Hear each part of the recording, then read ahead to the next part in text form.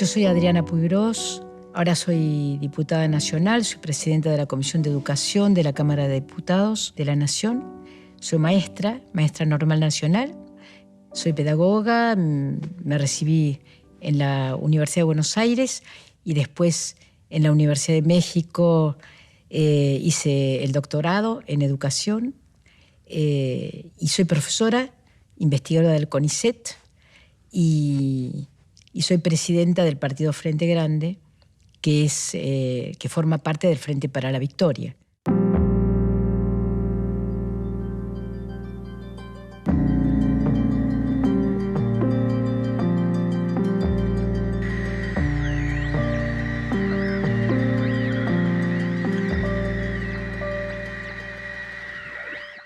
Mi mamá era rusa, ucraniana, ahora sería ucraniana, pero era rusa. Había venido a la Argentina a los 17 años con sus padres. Sus padres eran rusos judíos y mi abuelo Arcadio, era un industrial ruso que se hizo rico con la NEP, con la nueva política económica. Y cuando Stalin baja, cuando cambia la política económica y empiezan las nacionalizaciones de los comerciantes, de las propiedades de los comerciantes medianos, digamos, de medianos a grandes, se escapan de Rusia, van en un viaje increíble y terminan llegando en un carguero japonés a la Argentina. Cuando llegan a la Argentina, a los pocos años, mi mamá se pone de novia y se casa con un comunista que era mi papá, sería mi papá. Y lo conoce además en AIAP, en la Asociación de Intelectuales, Pintores y Escritores, que dirigía Aníbal Ponce, y mi papá era como el intelectual joven de ese espacio. Mi padre fue autodidacta, en realidad en rebelión contra su familia, ¿no? Porque él quería estudiar ingeniería. Y como el padre era consignatario de Hacienda, y tenía una empresa que pintaba crecer bastante, quería que él estudiara ciencias económicas. Entonces entró a la Facultad de Ciencias Económicas, pero lo dejó por la mitad porque se metió ahí. En el medio hubo un viaje a Rusia.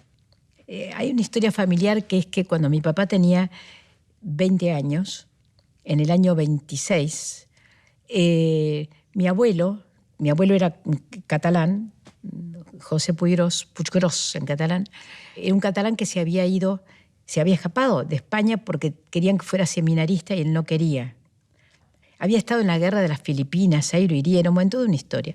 La cosa es que, como mi papá tenía un espíritu cada vez más entre anarquista y sobre todo se iba del espacio de la iglesia y del espacio, digamos, más formal. Entonces, mi abuelo parece ser que no tuvo mejor idea que invitarlo a ir a Rusia. El asunto es que se fueron los dos en un viaje increíble, año 1926, por toda Europa, a Rusia, y que primero lo mandó a mi papá un año a trabajar en Londres y en París. Creo que en el Banco de Londres. Y después ahí pasó a buscarlo y se fueron a Rusia. Y cuando volvieron, mi papá ya se había vinculado con el Partido Comunista. Entonces volvió y siguió en el PC. Y ahí ya dejó de estudiar, porque se hizo militante de tiempo completo. Vivía en una imprenta por Barracas y dormía en la mesa de la imprenta, ¿no?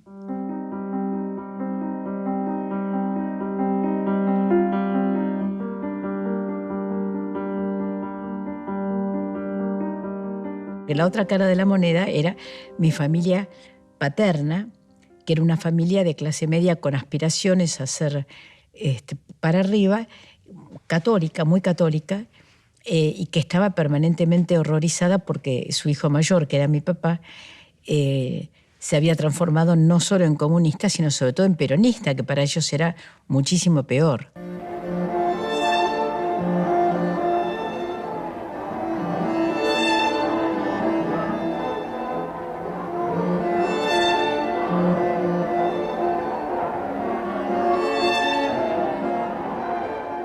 Yo fui a la escuela pública, a la escuela número 1 del Consejo Escolar 10, se llamaba entonces, ahora tiene la denominación, la que queda en Santa Fe al lado de Plaza Falucho.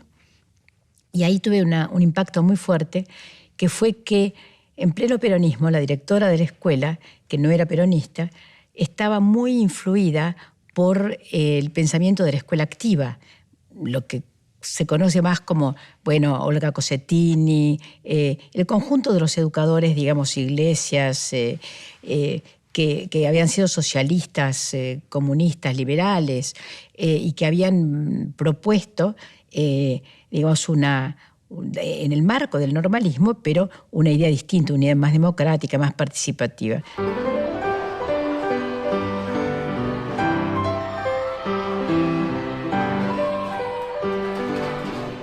Yo quería ser pintora, estudié con Berni, con Raquel Forner, con pintores. Berni era muy, muy amigo de mi papá. Pero cuando tenía que entrar a la secundaria, mis padres, mi madre y mi padre, pensaron que lo mejor era que tuviera algún título que me sirviera para algo. Y no me dejaron entrar al mundo bohemio. En esa época, ser pintor, ser artista, era como entrar a un mundo bohemio. Creo que ahí influyó mucho mi mamá y quizá también un aspecto de mi papá, más formalista.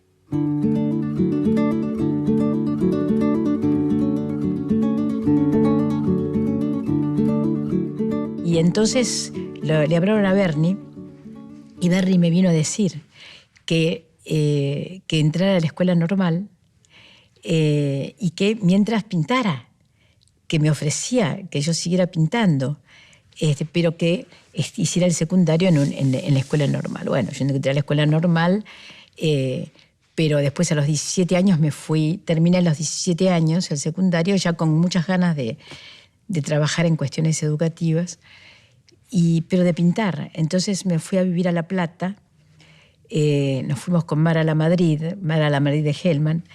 Nos fuimos a vivir juntas a La Plata a estudiar en la Escuela de Bellas Artes. Al poco tiempo, estuvimos como un año, ¿no? Y después de eso yo me casé y me fui a trabajar a Jujuy. Tenía 18 largos, 18, cerca de 19, me fui a trabajar a Jujuy, a una escuelita, fui con mi marido y vivíamos con él en la ciudad de San Salvador, pero yo trabajaba como suplente en primer grado de una escuelita del pueblo de Bárcena, en la quebrada de Humahuaca.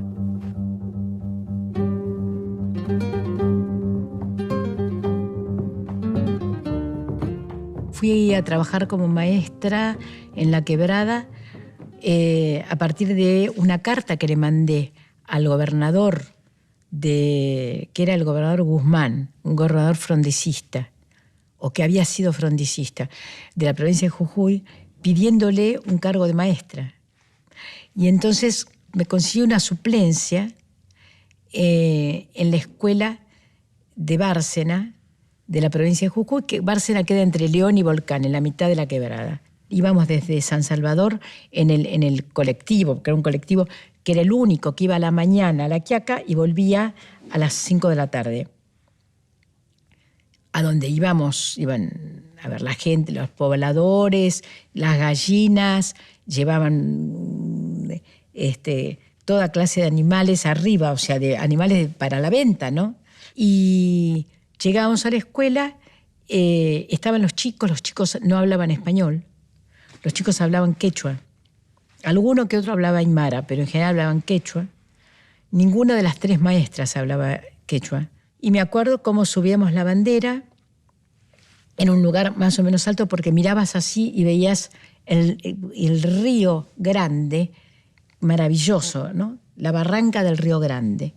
Y después subíamos la bandera, era muy emocionante, y después íbamos a dar clase. Primer grado daba yo. Tenía primer grado, enseñarles a leer y escribir en español a chicos que hablaban quechua. Entonces, era una experiencia muy fuerte, la de tratar de entenderse, muy, muy fuerte. Para todo eso yo estaba embarazada. O sea, ¿qué hice? Casi toda esa suplencia, casi todo ese tiempo, que fueron meses, que para mí fue como si fueran 10 años. La experiencia fue la más importante de mi vida como maestra. Eso lo elegimos con mi marido en ese momento porque era la ilusión de hacer algo. Fíjate que estamos hablando de 1960. Una época en la cual irse a América Latina, irse al interior, trabajar en lugares de maestro rural, todo eso era algo muy mítico y era una opción social, política, ideológica, era una opción en ese sentido, ¿no? Imagínate, la gran ilusión a esa edad, ¿no?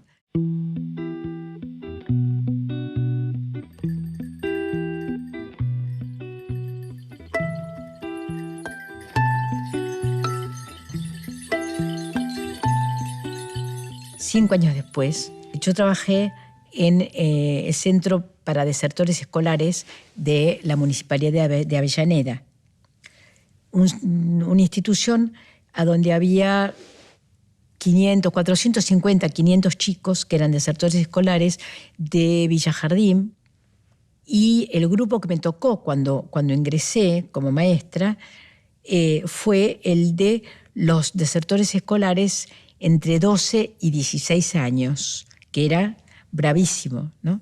Una vez me nombraron directora de uno de los turnos, turno mañana y turno tarde, yo la directora del turno mañana. Entonces se enojaron muchísimo los chicos porque yo iba a dejar el grupo. Era difícil trabajar con ellos, ¿eh? O sea, eran adolescentes que habían tenido entradas en la policía, que era muy duro. Y se enojaron porque yo iba a trabajar como directora, entonces iba a dejar el grupo. Entonces uno de ellos me encerró en una habitación chiquita y sacó los tapones de la luz, en esa época había tapones de la luz, los desenroscó y me dijo, mire, usted no va a ser más maestra, pero la voy a perdonar, dice, si se hace de independiente. Si no se hace de independiente, la mando al Hospital Fiorito. Entonces yo me hice de independiente. Y obviamente que soy de Independiente, soy fanática de Independiente ahora para toda la vida, pero así como compromiso con los pibes de Villa Jardín, ¿no?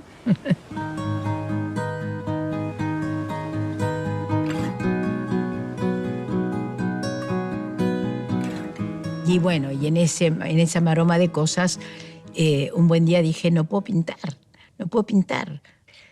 Viví 5 años con mi marido, ahí me separé, tenía un hijo. Entonces tenía que trabajar en Avellaneda, tenía que cuidar a mi hijo, tenía que militar porque era como obligatorio. Y entonces dije, no puedo. ¿Qué hago? Estudio ciencias de la educación. Entonces, ¿qué es lo que más voy a poder hacer? Entonces me inscribí en la facultad y estudié ciencias de la educación, por eso soy pedagoga.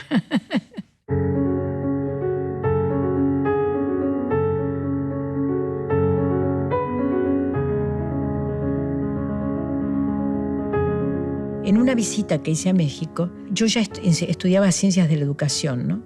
Y entonces mi viejo me conectó con el director de la campaña de alfabetización en México, que era una campaña inmensa como todo en México. Y cuando yo volví, uno de los trabajos que hice en la facultad fue justamente sobre la campaña de alfabetización en México.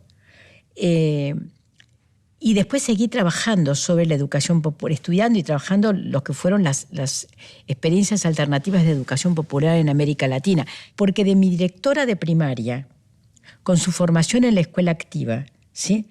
Pasando por la idea de, digamos, la maravilla de trabajar, aunque sea un tiempo, en lo que era Jujuy en esa época. Estamos hablando del año 1960. Y trabajar en Avellaneda, los años en que trabajé con, la educación popular mexicana y después, años después, vincularme fuertemente con la campaña de alfabetización de los sandinistas en Nicaragua. Todo eso tiene un sentido, pero tiene un sentido del cual yo participé, porque eso es la línea de la educación popular en América Latina. O sea, la escuela argentina no fue una escuela puramente positivista de ninguna manera. No fue un normalismo puramente positivista, sino que fue normalizador, por un lado, ¿sí? Con la idea de formar al ciudadano, la idea más sarmentina, más mitrista, ¿sí? Y también, por otra parte, hay algo que permea, ¿sí? de la idea de un Estado distinto, un Estado más democrático, expresado a través de la educación pública, ¿no?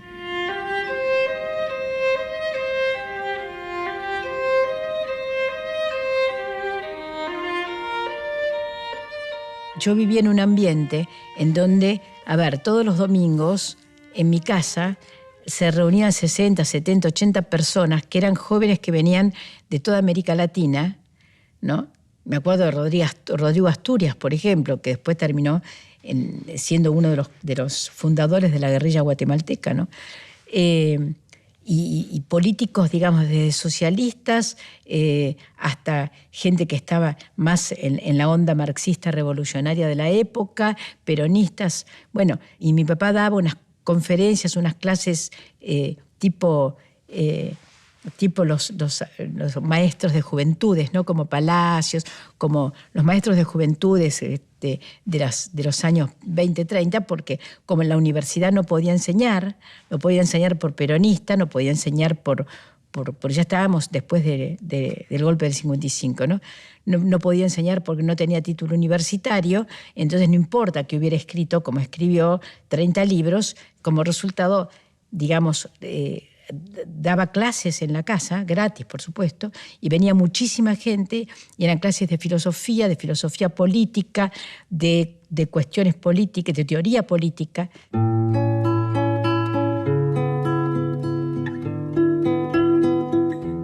Familiarmente, el hecho de que mi papá pasara del comunismo al peronismo, pero no del todo al peronismo, sino que se quedara en una posición de izquierda peronista, que fuera uno de los fundadores de la izquierda peronista.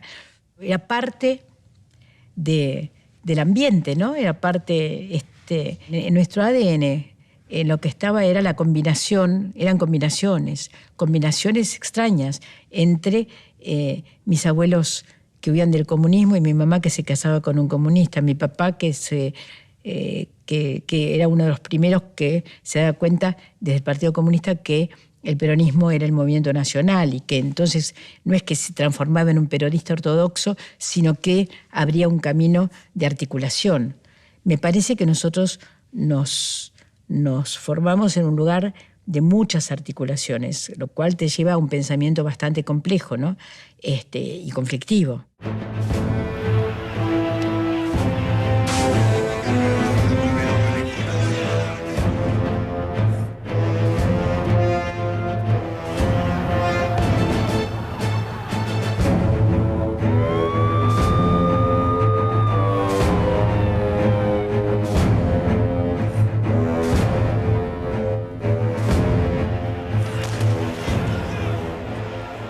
En 71 ya empezaron las cátedras nacionales y empezó a haber un movimiento fuerte dentro de la universidad argentina, intervenida en la época de Onganía y de Lanuse luego, pero ya durante la época de Lanuse empezó a haber un movimiento más fuerte dentro de las universidades. Y a mí me invita un profesor que era titular de una cátedra en la Facultad de Filosofía y Letras, de una cátedra de Psicología del Trabajo, me invita a dar un seminario sobre Paulo Freire. Y yo creo que fue, diré uno de los primeros, si no el primer, seminario sobre Freire que se dio en la Universidad Argentina. Al menos en la universidad pública, porque en esa época había un movimiento cada vez más fuerte, ¿no? de teología de la liberación, y en ese marco sí se difundían las ideas de Freire. Eu sou intelectual que não tem medo de ser amoroso. Eu amo as gentes e amo o mundo. E é porque amo as pessoas e amo o mundo que eu brigo para que a justiça social se implante antes da caridade. A partir de ese seminario empecé a relacionarme con los estudiantes. Y ya en el 73, un poco antes de que asumiera Cámpora, hay un movimiento de estudiantes de la JUP que promueve que yo sea directora del Departamento de Ciencias de la Educación. Siendo mi padre rector de la universidad, que como se sabe fue rector durante el periodo de Cámpora y un mes más, me nombran directora del Departamento de Ciencias de la Educación y del Instituto de Investigaciones. Yo sigo en ese cargo, asume Solano Lima, después, finalmente queda a cargo Villanueva y finalmente asume Raúl Laguzzi, el rectorado de la Universidad de Buenos Aires, hasta que le intervienen en el 74. Pero antes que eso, el decano de la Facultad de Filosofía y Letras era Justino Farrell, un cura jesuita de la Teología de la Liberación, que había sido uno de los fundadores de las cátedras nacionales. Y yo trabajé muy cerca de Justino. Era de las personas que estaban, digamos, junto con Alcira Argumedo, con Horacio González y con otros compañeros, los que estábamos más cerca de Justino.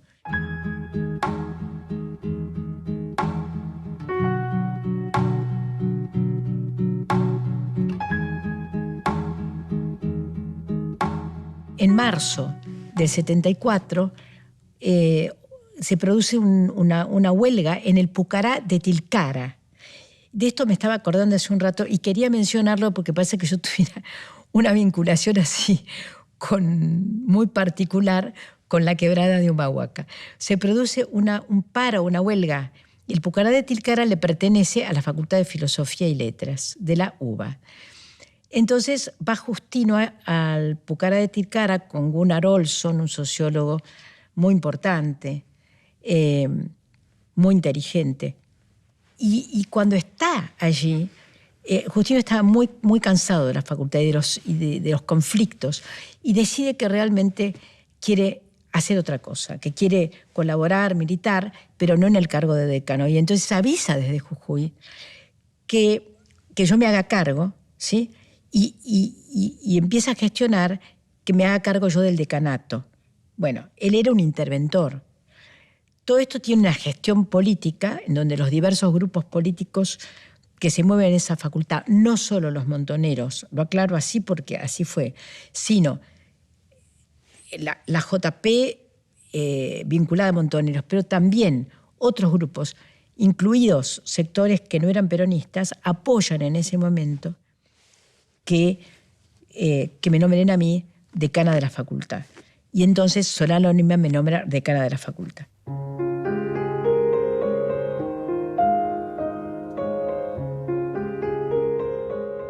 En el año 74 profundizamos reformas que se venían haciendo desde la época de Justino y que se habían empezado a hacer durante el rectorado de mi padre. Y tuvimos la facultad tomada por la JUP durante 3-4 meses, pero para defender mi decanato, en contra, ¿sí?, del ataque del diario La Nación, del diario La Prensa, del conjunto de los diarios reaccionarios, sí, que les parecía un espanto. Es decir, el hecho de que tuviéramos una mirada latinoamericanista, que hubiera ingreso irrestricto, que la universidad fuera gratuita, que dieran clase gente como Ortega Peña y Duhalde, que se enseñara, como en la facultad, en ese mismo momento, en esa misma etapa, en la Facultad de Derecho, que hubiera una visión de los derechos humanos. Es decir, realmente todo esto era muy irritativo. Nosotros nos hemos juramentado en el ministerio a trabajar para el país. Las presuntas fisonomías de dos de los secuestradores de Aramburgo, que caen muertos. La situación era cada vez más densa. Intentaron, tuve atentados personales, familiares, pusieron una bomba en la facultad y finalmente pusieron una bomba de 5 kilos de gelinita en mi casa. Voló toda la planta baja de un lado, pintaron AAA y mi apellido, mi nombre y mi apellido en la pared, o sea que no cabía duda, era López Rega, era la derecha peronista. Y esto fue ya al final, a los 2 o 3 días pusieron la bomba en la casa de Laguzzi y mataron al bebé. Laguzzi era el rector de la Universidad de Buenos Aires en ese momento. Y esto fue más o menos el 20 de septiembre de 1974. Yo me acuerdo siempre las asambleas, había una asamblea permanente, me acuerdo de una asamblea en donde los estudiantes y los docentes y los no docentes apoyaban el decanato, apoyaban el rectorado nuestro y que nos me decían que no me vaya, que no me iba, ¿no? decía mi nombre, decían no se va. Y que yo dije no me voy. Entonces me quedé hasta que intervinieron. Cuando intervinieron, que fue, bueno, la intervención de la Universidad de Buenos Aires fue durante el gobierno de Isabel, ¿no? Para que recordemos, de Isabel Martínez de Perón. Fue, digamos, el hecho en el cual nosotros tendríamos que habernos todos dado cuenta de lo que venía después, ¿no? Lo que iba a pasar un año y algo después con el golpe del 76.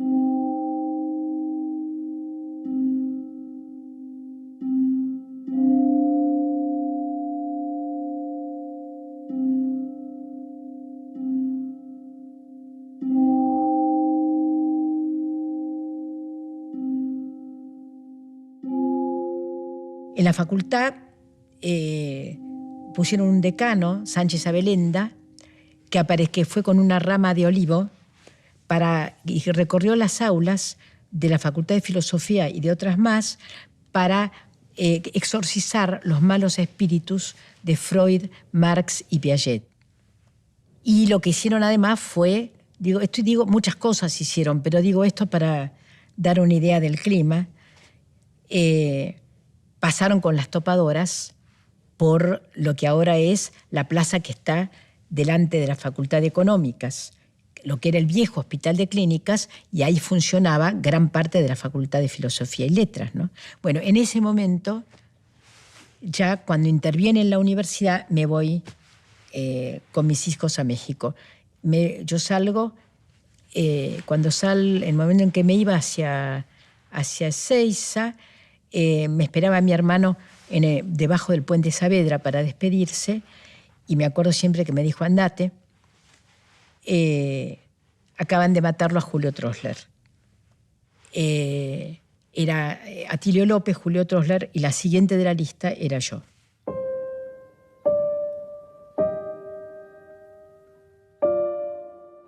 Sergio tenía 9 años menos que yo, y realmente fue como un regalo de la vida, ¿no?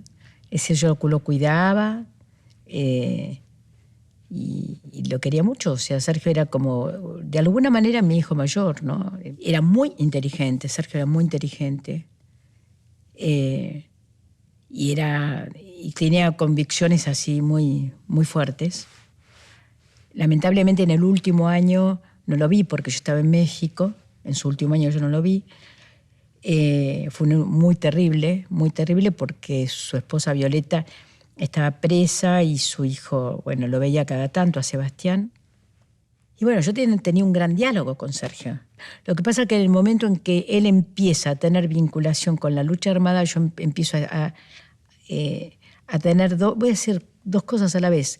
Me empiezo a tener el terror de una hermana mayor madre, y además no estaba de acuerdo. Nunca estuve del todo de acuerdo. Entonces siempre ahí tuve una discusión con él y un estilo de por favor cuídate, te pido por favor que te cuides, ¿no? Siempre estaba así. Pero sí teníamos un diálogo político. Lo que pasa es que al mismo tiempo él tenía un diálogo político conflictivo con mi papá. No porque pensaran distinto en el fondo, pero sí porque tenían ahí una competencia fuerte.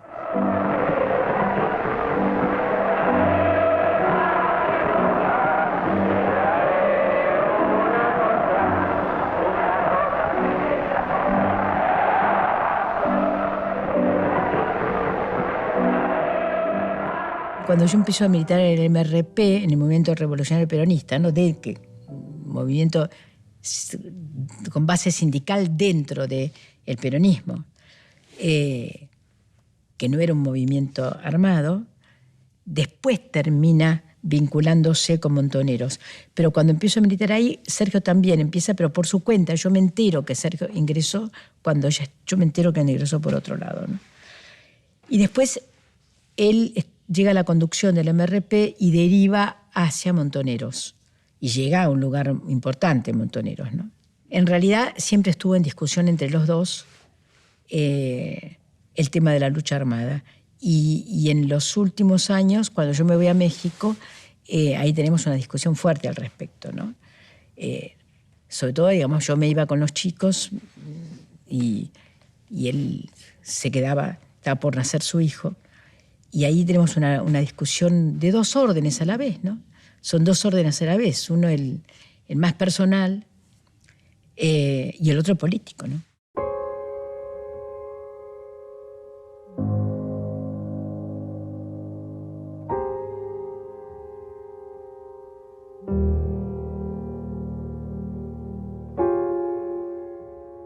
Me enteré porque yo estaba en ese momento en la casa de Nacho Maldonado,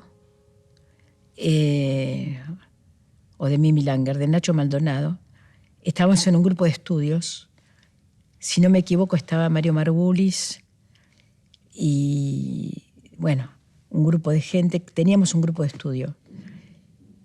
Y vinieron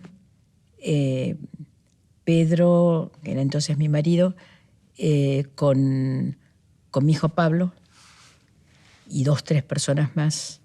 Si no me equivoco, estaba Pedro Croch. Y me vieron a decir.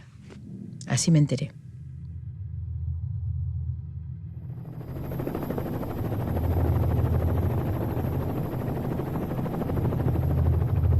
Comunicado número 1 de la Junta Militar. Se comunica a la población que a partir de la fecha el país se encuentra bajo el control operacional de la Junta Militar. La dictadura, sobre todo, lo que hizo fue intentar llevar la educación argentina hacia sus posturas más conservadoras. No hizo un cambio de estructuras del sistema educativo. Lo que más le importaba eran los contenidos y le importaba además reprimir, sacar de las aulas alumnos, maestros que tuvieran algún pensamiento, ya no diría revolucionario, sino diría mínimamente progresista. Es decir, realmente la mirada de la dictadura fue una mirada ignorante, atrasada, además de asesina, ¿no? Nosotros solamente queremos saber dónde están nuestros hijos, vivos o muertos. No sabemos si están enfermos, si tienen frío, si tienen hambre. Es decir, matar, desaparecer. Cuando digo desaparecer, lo digo en un sentido amplio, ¿no? O sea, quemar los libros, es decir, hacer desaparecer a las personas, los cuerpos, la cultura, todo aquello sí, que de alguna manera cesaría desde su estrechísima mentalidad, ¿no? Y en México, bueno, tenía muchos amigos. Un mes después, más o menos, llegó mi padre con su esposa, pero yo llegué y casi enseguida me dieron un trabajo en la UNAM, la Universidad de México, y en la Universidad de México yo entré como profesora de una materia, pedagogía, e hice toda la carrera académica. Tuve 9 concursos para pasar de un nivel al otro, por la escala de la carrera académica que hay en la UNAM, y también para llegar a tener una dedicación exclusiva. O sea, llegué a la máxima categoría académica con dedicación exclusiva, ¿no? Pero pasando concursos como se debe. Y después en México hice una maestría en ciencias, en la especialidad de educación, y el doctorado en la UNAM, ¿no? De manera que la UNAM y la Facultad de Filosofía y Letras de la UNAM es como mi otro hogar.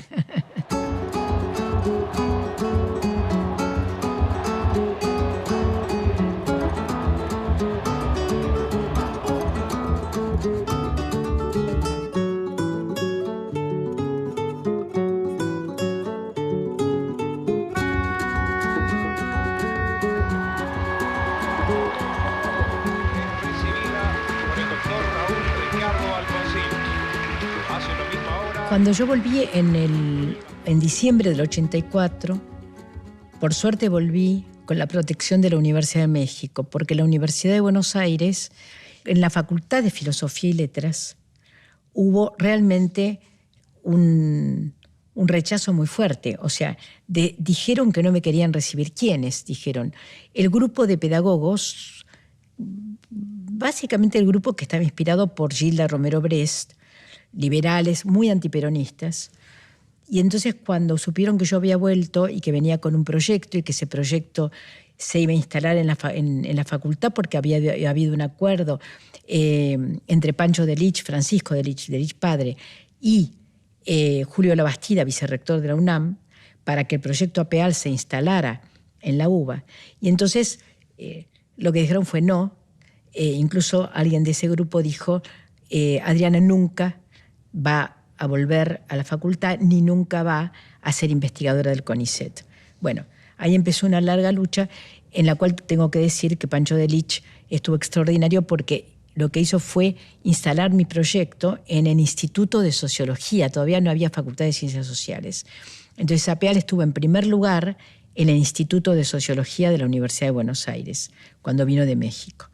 La verdad que fue muy difícil y que finalmente, yo logré entrar al CONICET como investigadora primero contratada y después entré a la carrera del investigador y seguí la carrera de investigadora, ahora soy investigadora principal del CONICET. Y en la UBA logré no yo, sino el movimiento estudiantil, la JUP, logró que se consustanciara mi concurso, porque lo que hacían era no concursarme para la materia donde me había presentado, que era Historia de la Educación Argentina y Latinoamericana. Entonces, como lo iba a ganar, no hacían el concurso. Finalmente lo hicieron en el 89. El jurado fue Iván Núñez, un importante historiador chileno, la doctora Beatriz Bosch, de la Academia de la Historia, y quien había sido titular hasta ese momento y se jubilaba, que era Gregorio Weinberg.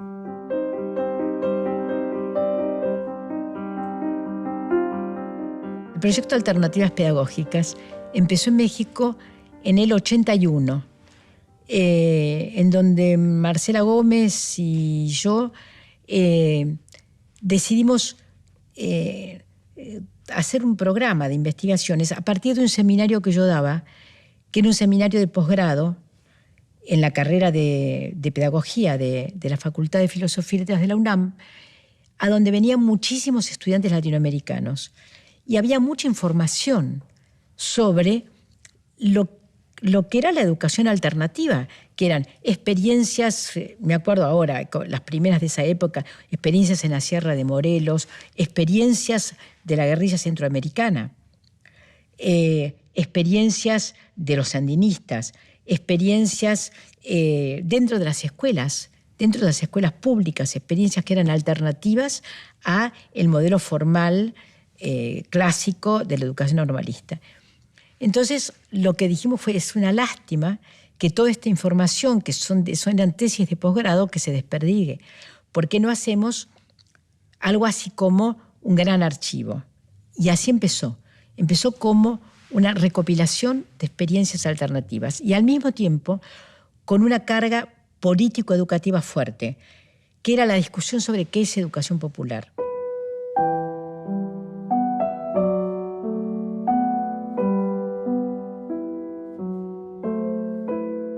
Nosotros empezamos a estudiar y dijimos, pero esto empezó antes.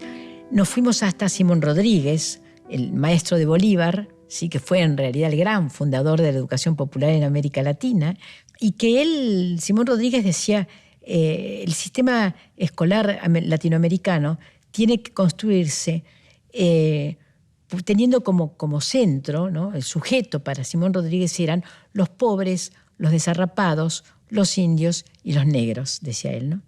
Entonces, en el proyecto, en Alternativas Pedagógicas, dijimos, de Simón Rodríguez a Paulo Freire acá hay una línea, pero con mucho más contenido en el medio. Y a partir de eso, se abrieron líneas de investigación. Hicimos un seminario cada 2 años, uno en México, uno en la Argentina. Nos mantuvimos muy firmes durante toda la etapa neoliberal, más fuerte. No recibimos subsidios de fundaciones que querían que reorientáramos para otro lado la investigación, ¿no? O sea, queríamos que subordináramos la investigación a la idea de calidad, que investigáramos acerca de la calidad, de la eficiencia y la eficacia de la educación. Nosotros pensábamos con otras categorías, pensábamos con categorías como el sujeto pedagógico, con categorías que que tenían más que ver con una mirada histórica y prospectiva.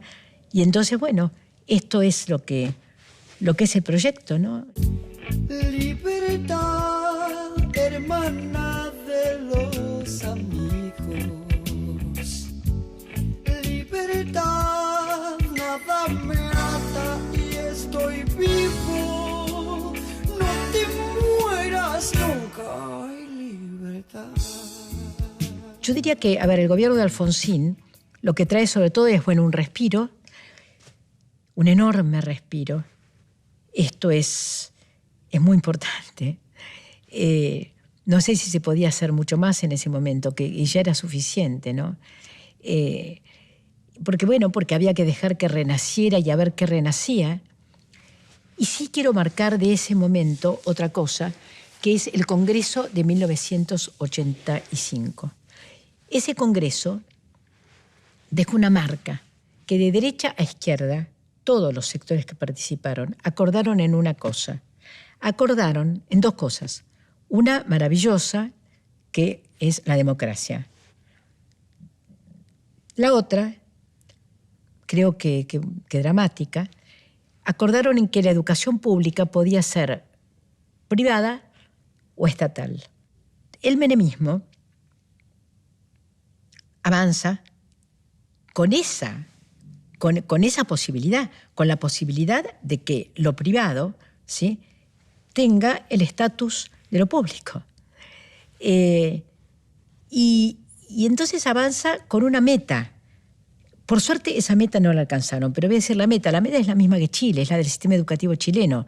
La meta era la de la privatización, así como privatizaron aerolíneas o YPF, ¿por qué no el sistema de educación pública?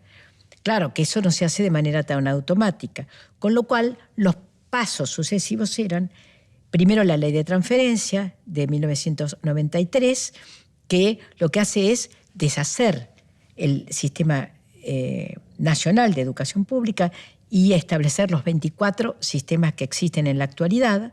En segundo lugar, la Ley Federal de Educación, que rompe verticalmente el sistema, o sea, establece la obligatoriedad de 9 años hasta el tercero de secundaria, con la idea de que después el polimodal no sea obligatorio y ya ahí se estreche mucho la educación estatal, la obligación del Estado. Hemos ideado un decálogo que dentro de unos días se conocerá, que es el decálogo menemista de la reforma del Estado. El mandamiento 1 son palabras de Menem. Él no lo conoce aún. El mandamiento 1 está extraído de sus muchos discursos. Dice así: nada de lo que deba ser estatal permanecerá en manos del Estado. El paso siguiente era la municipalización, como se hizo en Chile.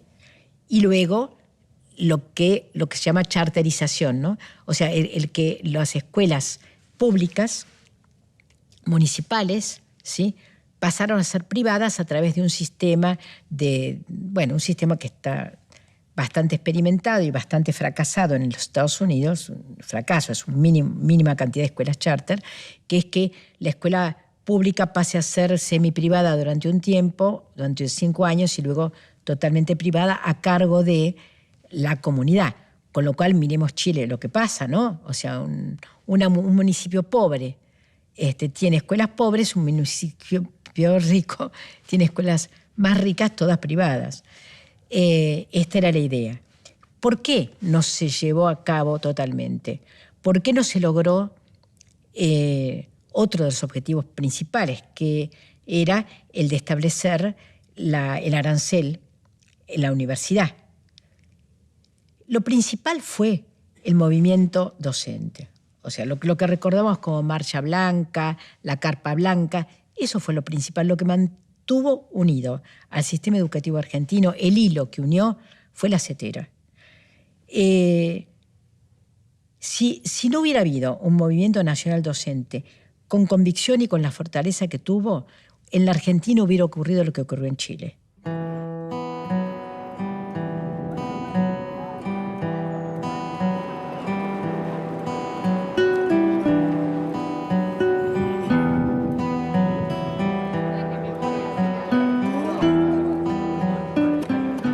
Yo fui secretaria de Ciencia y Técnica en el año 2001, ¿no? Entonces pedí licencia en el CONICET. Cuando vuelvo en el 2002, resulta que en el CONICET te evalúan creo que son 2 años, y si en 1 o 2 evaluaciones no te ascienden, ¿sí?, me parece que queda fuera de la carrera, algo así. La cosa es que me tenían que evaluar. Entonces llega mi expediente para que lo evalúen, y la comisión evaluadora, que me acuerdo que en la comisión evaluadora central, porque después hay subcomisiones, no sé si la organización ahora es la misma, dice que le pide a la subcomisión de sociales que separe lo que yo escribí, para esa época tenía ya como 10 o 15 libros, que separe lo académico de lo político, que en mis textos se tomen el trabajo de separar lo académico de lo político. La comisión de sociales, en donde estaban Dora Barrancos y Alcira Argumedo, dicen, bueno, se enojan mucho, y empieza una gran discusión, ¿no? Entonces le piden a un evaluador externo que se fije en todas las publicaciones internacionales que de alguna manera citan algún trabajo mío. Porque realmente era muy difícil decir a un trabajo, no sé, publicado por una revista inglesa o brasilera, decir que eso era proselitismo. Entonces se presenta eso, y a partir de eso no tienen más remedio, me ascienden de investigadora independiente a investigadora principal.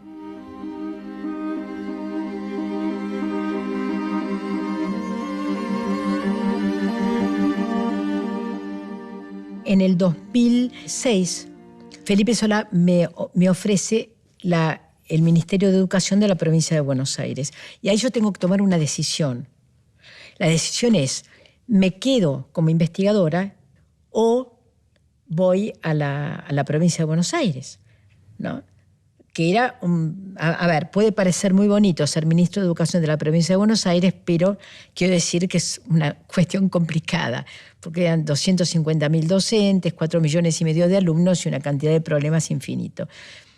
Y bueno, me decidí por la política. Como presidente de la Nación Argentina, vengo a pedir perdón del Estado Nacional por la vergüenza de haber callado durante 20 años de democracia. No es rencor ni odio los que nos guía y me guía, es justicia y lucha contra la impunidad.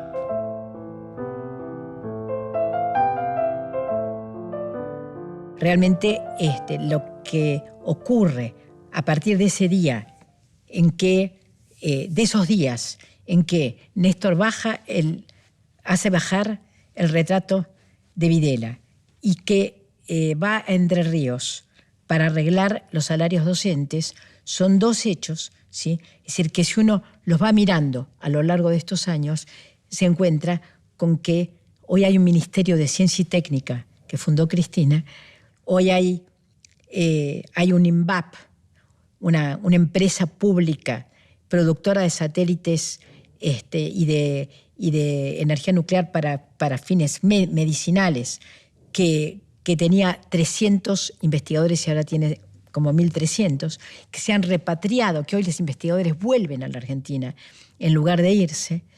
Hay 3,5 millones de computadoras que tienen los chicos y un esfuerzo por lograr que los docentes se capaciten. No es fácil capacitar al conjunto de docentes que hay en la Argentina. La ley muy importante del Ministerio de Filmus del año 2006, ¿sí?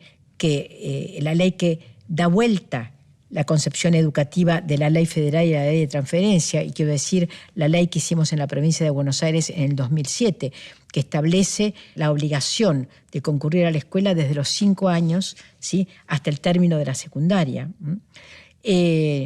Digamos, la concepción educativa que se instala, que es la de una secundaria que transmita fuertemente los contenidos básicos y que al mismo tiempo forme para el trabajo, una secundaria en donde hay una orientación para quienes están en contextos de encierro, que obliga a que en todos los penales federales y provinciales del país exista el acceso a todos los niveles y modalidades de la educación.